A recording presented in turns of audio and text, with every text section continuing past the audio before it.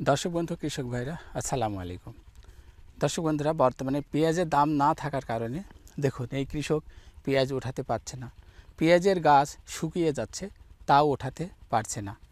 তো গাছ কী পরিমাণ শুকানো হয়েছে, পেঁয়াজের সাইজটা কেমন হয়েছে এবং পেঁয়াজটি সংরক্ষণের জন্য উপযুক্ত কিনা সেই তথ্যটি এই ভিডিওতে দেওয়ার চেষ্টা করব। তো আসুন দেখুন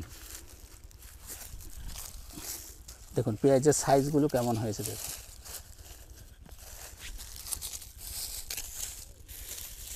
এই যে দেখুন কাছে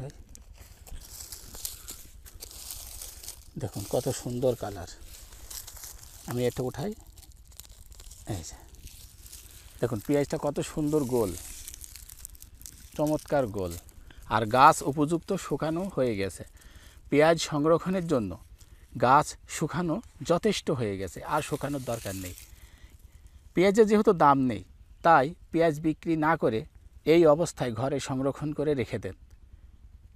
1 মাস 2 মাস 6 মাস কিচ্ছু হবে না, নষ্ট হবে না, পেঁয়াজের ওজন আর কমবে না। যেহেতু গাছ শুকিয়ে গেছে, তাই আপনারা অধিক লাভের আশায় ঘরে সংরক্ষণ করে রেখে দিতে পারেন। তো দেখুন আরও এখানে কয়েকটা পেঁয়াজ আছে। দেখেন এই পেঁয়াজটা মাটির ভিতরে আছে, এই পেঁয়াজটা মাটির ভিতরে আছে। আমি একটু উঠাবো, উঠিয়ে দেখি এই পেঁয়াজগুলো গোল হলো না লম্বা হলো, একটু দেখি। এই দেখেন লম্বা হয়ে গেছে। তো এটা উঠাই, এটাও একটু লম্বা হয়ে গেছে।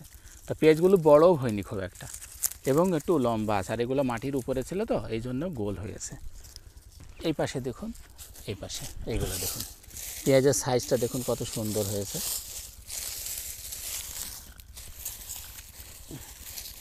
খুবই সুন্দর সাইজ দেখেন, সেই পেঁয়াজ, অনেক সুন্দর কালার। দর্শক বন্ধুরা দেখুন এই পেঁয়াজটার কালার দেখুন, আর এই পেঁয়াজের কালার দেখুন। একই জমিতে একই পেঁয়াজ, কিন্তু কালার ভিন্ন হয়েছে। সুখসাগর জাতের পেঁয়াজ, আপনার কালার একটু ভিন্ন হবেই। তো আমি যদি এই পেঁয়াজ দুটোই উঠাই আপনাদেরকে দেখাই, দেখুন এই যে দেখুন পেঁয়াজ দুইটা দুই রঙের হয়েছে একই জমিতে। পেঁয়াজও গোল হয়েছে, খুবই সুন্দর ফলনও হয়েছে। আপনারা দেখছেন সুখসাগর জাতের পেঁয়াজ। এই সুখসাগর জাতের পেঁয়াজের চাষ আনন্দবাস গ্রামে প্রচুর পরিমাণে হয়। প্রতিদিন 20 থেকে 30 ট্রাক করে চলে যায় আনন্দবাস গ্রাম থেকে চিটাগাংয়ের উদ্দেশ্যে।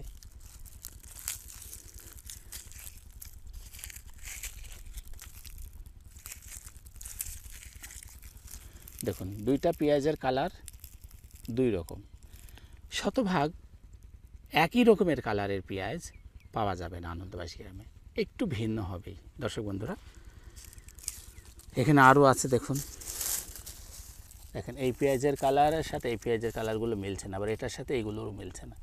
কত সুন্দরভাবে আছে। 4টা পেঁয়াজ আপনাদেরকে দেখানো হলো, কত সুন্দর কালার। তা দর্শক বন্ধুরা, পেঁয়াজ সংরক্ষণের জন্য উপযুক্ত হয়ে গেছে। ঠিক যারা পেঁয়াজ সংরক্ষণ করতে চান, যারা সুখসাগর জাতের পেঁয়াজ সংরক্ষণ করে রাখতে চান, তারা ঠিক এইভাবে শুকিয়ে নেবেন, তাহলে 8 থেকে 10 মাস সংরক্ষণ করে রাখা যাবে। খুঁটি পদ্ধতিতে, তারপর র্যাক পদ্ধতিতে, সিলিং পদ্ধতিতে, মাছা পদ্ধতিতে আপনারা পেঁয়াজ সংরক্ষণ করতে পারবেন। 8 থেকে 10 মাস নষ্ট হবে না।